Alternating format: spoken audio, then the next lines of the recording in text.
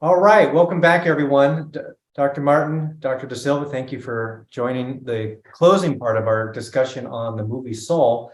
Some questions from those that submitted after the presentation. So here we go. Let's see how many we can get through. Sure. Chris, this one's for you. Yeah. How would you describe your call to music? My call to music, that's a big question. Vocationally, the call into music came when I was going to study in my studies here from Singapore to study classical composition. I was subbing for a friend at a church, a local church, and got involved in playing in music ministry, which led to my involvement with a large choir of the Archdiocese bilingual choir. And when I heard that choir sing, I was moved by the sound of a large group of singers. And from there, I am inspired by making music with a big group of singers. So that has guided me into music ministry. And so I hope that answers the question and has brought me here to LMU. Very good. Darnise, this one we'll pitch to you. How might we better acknowledge the African-American roots of jazz? Wow. Okay, cool. Because that's what I've been teaching lately about African-American music in general. And so I always say, think about a timeline in a general sense. Like, think of a jazz musician or piece that you really like, and then think about who inspired that particular artist or that subgenre of jazz. Like we can say in African-American, in American music, the African beat and African-American contributions loom large, right? From blues, from the spirituals and blues, we get so much of what is American music. And so there are elements in jazz, there's elements of blues in jazz. But if you start with who you like, a particular musician or a particular piece, and you think, what goes into this, right? And jazz is so freestyle and there's so many components. Just go back one generation. Like if it's a Miles Davis piece, who influenced Miles Davis? Who influenced Thelonious Monk? Who influenced this one? And as you go back, starting with something that you like, then, which means you have passion and interest in it, which means it takes you to a richer context of African-American music. So I would say that start where you are and try to go back a generation or two at least. Thank you, Darnise. Here's a question that I think both of you would have an answer to. Why does music speak to us on such a spiritual level? These are good questions, some deep questions today. Yeah. Loving the online audience. Well, I'll offer, I think it articulates the universal aspects of the human experience. First of all, like music touches on love and loss and despair and joy and all these things that are really universal.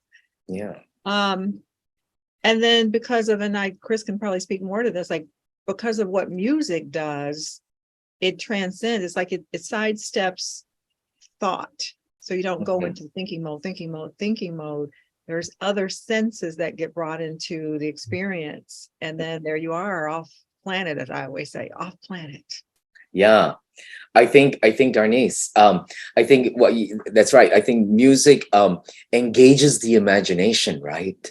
So it just takes us to this different place, and that's something that we want to sometime be in that mode of we talked a lot about being in the zone and talked a lot about doing and playing and just freeing ourselves. We talk a lot about freeing ourselves. I think that's what it is. I think it's transcendental in so many ways.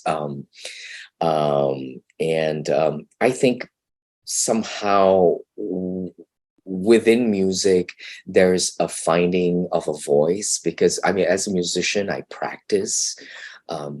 trying to better myself. And I think there's a spiritual element in that, of trying to better yourself and trying to, but there, I think part of it is this practice of spirituality, which is the practice of music. I think maybe that might be a connection. Chris, you set up this next question perfectly. Oh, here's one, and I like this person gets right to the point. What kind of meditation or prayer will get me in the zone, or is that just movie BS? well, Nation Heritage Month, so I would go with the. I would go. Are you talking about movie BS? Is that I would go with the Examine. I would go with the Examine. One of many ways in which we can really deepen our meditation, and just to reflect back on the day of the gratitude of the things that we've done, on things that we failed to do, and then asking for grace to move forward, to live in the next to move on to tomorrow. So I would certainly use that as one method for meditation. Well, I will say, like, what if the person is asking about what music will like almost shortcut into a meditative state, it's going to be different for different people. But what I find works for me, this is going to sound funny, but dance music, because for me, it sidesteps thinking. Like, the music is so loud, the music has this thumping beat, and it's like mimicking the heartbeat, right? And it's such a full body, full sense experience that the more you do dance, movement really, the more you get out of yourself and become less and less self-conscious. And then the grace can enter. Right? Or that somehow something that's mysterious happens, right? Like people who are dancing, like, oh, I'm caught up in the ecstasy of it. Or, you can dance for hours and hours and hours and not feel like you're dancing for hours. It's not like if you went to aerobics for an hour, you'd be like, oh my gosh, I can't believe this is an hour-long class. But if you went dancing for an hour, you're like, oh, that was great. It was so much fun. Because there's something transcendent that happens by, I think, losing our self-consciousness and getting outside of ourselves, basically. Nice. I like that idea of getting out. I like your phrase, getting outside of yourself. It's what literally happened in the movie. Right. Here's one. Interesting. I think this is in reference to what was kind of hinted at in the movie, at least from the writer's perspective. I do often use the term purpose when referring to my passions. I'm assuming purpose in life. Is that wrong? Ooh. I won't say wrong, no. I would just say purpose can be its own, what was it, confinement, if we are constantly comparing ourselves to our purpose. Like for some people, it becomes this thing that you got to chase and you got to find. And then when you feel like you found it, or what looks like it might be it, then we hold ourselves almost hostage to it. As opposed to allowing it to evolve over life, right? And understanding that it should evolve as we continue to live and grow. So it's not bad. It's just like understanding that purpose is not a box. It's more like a flexible something or another. Yeah, I agree. We have to have purpose. There needs to be purpose in life. But when we cling on too much to something, and then we sometimes get one tunnel visioned almost, and then we lose sight of what's around us, and then we become, and when we do that, then we just lose. Then we ask the question, what is the purpose of this? Why are we doing this? Yeah. Because we're so immersed in ourselves, we're so passionate about what we want to do, and then we get caught up with all these things, and then we somehow lose track of that. So yeah, so purpose, I think, is a good thing. Speaking of which, this is a question I have. You made me think of this. As we're coming out of this pandemic, you hear a lot about the concept of burnout, where one's purpose or passions become rote and like and laborious. Is in your mind, is burnout a real thing, and does that affect your passions, and how might one overcome that, reignite those passions? Yeah, burnout's a real thing. I was just thinking as Chris was speaking about, passion can be, purpose can become a taskmaster. And that's what leads to burnout, because now there's something other part of it that makes it feel laborious. Well, we've got to remember about joy and relaxation. Like I keep thinking now, I need a little break. I need to go do something really different. Not because then the joy and or the rest is rejuvenating. If you stay at anything, in a task way, it becomes hard and laborious, and then you're in burnout. I think we forget in our rushing and working so much, we forget about how restorative it is to have fun. We're like, oh, let me just go do something else entirely different. Yeah, I think so too. There's this how do we counter burnout? I know the word that I'm just kind of reflecting on right now as I'm listening to you, Darnise, is resilience, and how we can be resilient in our work and find new ways. I think I talked a little bit. We think about this music and imagination, and how can we be imaginative about what's in front of us right now and see it with fresh eyes, or perhaps bring a different voice, or take a perspective to it. And so these things are really hard. So I think sometimes taking a step back with burnout, we're all in all the time. We were doing this all the time. So I think sometimes maybe just taking a step back, saying, well, let's just let it rest for a second, and I think the pandemic's done a thing. With everything, we're all so slow to get back to things and stuff like that. So I think maybe, how can we be more resilient? How can we try to reconstruct what we've had, or in a new way rethink what we rebuild what we can be? So yeah. Well, Chris, I feel the need to say, since you've got Ignatius right there, we learn from Ignatius and other, mystics, we can just say, about the value or what happens during what do we want to call it? The respite, the enforced retreat that he had, right? The convalescence, which none of us wants to be in a situation where we got to physically heal, or where we're immobilized because we're bedridden or something. But even in that case, there's something that's still happening. And I was going to say, Chris, what do you think about in terms of the creative process, where sometimes you got to let it lie, like you've got to let it?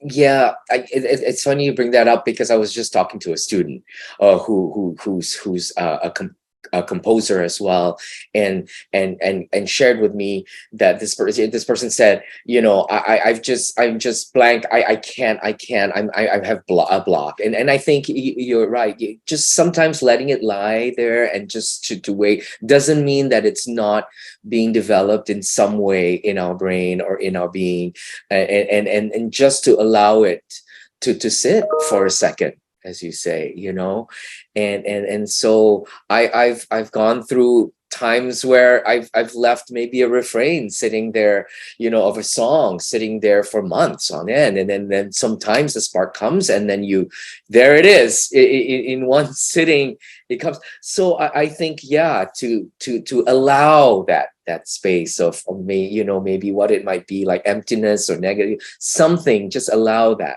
to happen. That's music too, right? Silence. Yeah, silence is between. Yeah. I've got time for one more question here along those lines. Maybe both of you might be able to offer some good advice to this individual. My purpose in life is to play music, but I can't seem to break in. I suspect they mean perhaps the profession or the industry, or what does this mean? Oh. Wow. What does it mean that they can't break in? Or does it mean how to break in? Yeah. But I can't seem to break in. I'm assuming perhaps they just can't seem to be able to make a living or get the job. Well,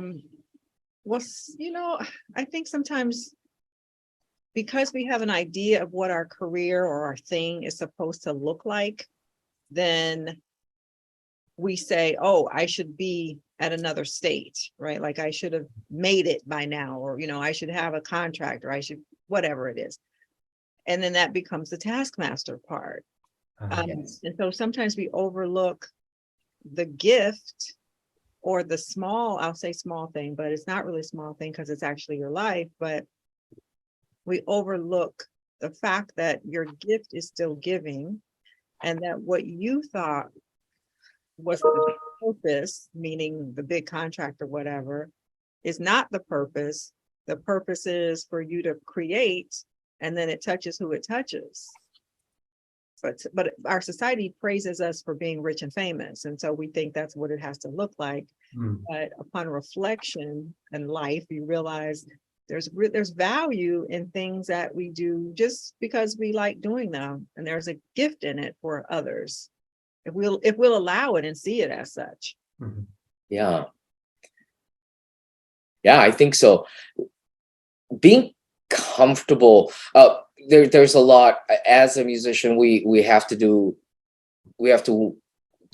certain things to get certain places and all of that. And I think that's life too. There are these markers that tell us what's successful and what's not successful. And I think being open to the present and using the gifts, as you said, Darnise, to actually engage in some music or whatever it may be, using that and feeling comfortable in your skin. I think sometimes we find that we want to be who people think we ought to be. We should, but society says this and that, and so I think as a musician, you have a very unique, there's a unique voice, and perhaps it's not in this genre, perhaps it's not in that genre, and so being patient with yourself, I think, to find a way in which you can share that voice. I think that's key. And it might take a long time, and it might take, and I think as a musician, I think it's a lifetime of shaping your voice and who you are, in terms of a writer or a performer. Yeah. So the art is not necessarily the profession. Right. Yeah. And to know it's ongoing. Just as long as you have it in you, which is probably until you can no longer do it or you pass on, like it just is something. As someone writes, I know I can't stop writing. Sometimes I wish I could just let this go, but it won't let me go.